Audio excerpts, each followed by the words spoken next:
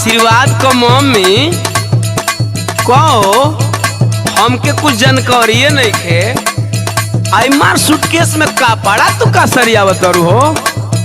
अचानक कौन चीज हो गई बा तोरा? हाँ रउआ तो बारह बारह कमाए के बा, घरे का होता का बनता का बिगड़ता कुछ बुझाला रउआ के? अरे दिक्कत का बा? हमके नैहर पहुँचा दी, कौनो दिक्कत नहीं के। करे ऊ काहे रे?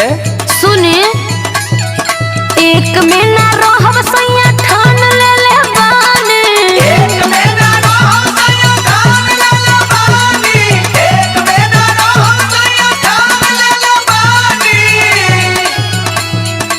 एक में ना रहब सैया ठान ले ले बानी, दूधवा में पानी मिलावेली जेठानी, दूधवा में पानी मिलावेली जेठानी, दूधवा में पानी मिलावेली जेठानी, दूधवा में पानी। अरे अरे हम कबे से सुनतानी तू माई बनताड़ी रे, लाई लगावताड़ी का लाई लगावताड़ी रे? सुन हम अपना मर्द से बतियावतानी, तू चुपे रह ना तो हमरा से बुरा कोई ना होई। करे तू छुपे छुपे आग लगावताड़ी, अपना मर्द के हमरा बारे में भड़कावताड़ी, आपन कमी तहरा ना लौकेला हैं? अच्छा कमी कहतारू, बना के दिला त भर ढीर खा के सुतेलू और ना त बोलतारू।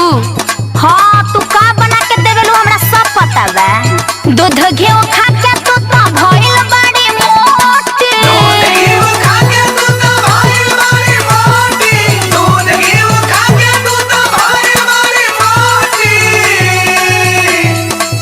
दूध घी खा के तू त भइल बड़ी मोटी, हमके जरा के रोजा दे बेली रोटी, हमके जरा के रोजा दे बेली रोटी, हमके जरा के रोजा दे बेली रोटी, हमके जरा के रोजा। ए भौजी देख तू बड़ बालू, घर का गार्जियन बाड़ू, तू तनी शांत रह।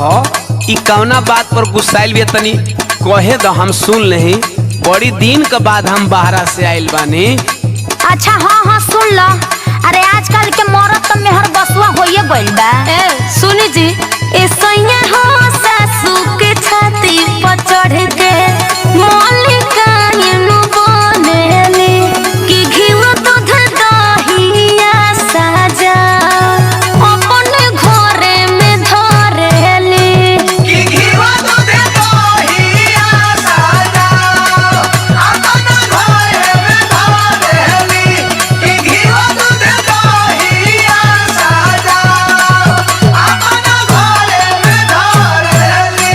अरे एकदम सरासर झूठ बोलतिया, एकदम अलगा करावे के फेर में पड़ल बिया। तू कमा तरन हुए से भड़कावतिया। पुतवा भतार संगे काटली जाने, पुतवा भतार संगे काटली जाने, दूधवा में पानी मिलावेली जेठानी, दूधवा में पानी मिलावेली जेठानी, दूधवा में पानी मिलावेली जेठानी, दूधवा में पानी।